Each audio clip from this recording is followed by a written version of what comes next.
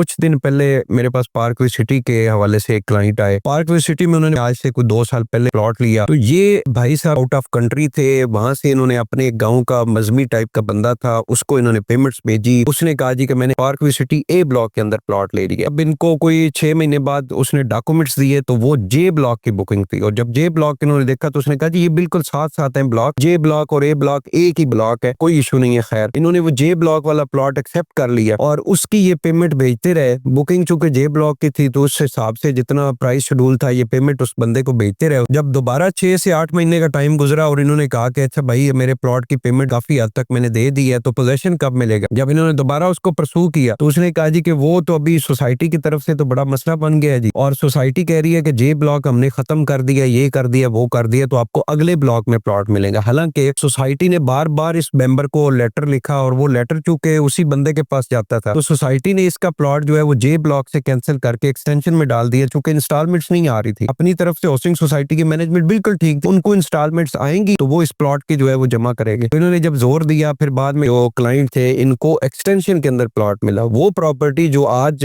इनकी double profit में जानी थी, प्रॉपर्टी आज इनकी नुकसान में जा रही है।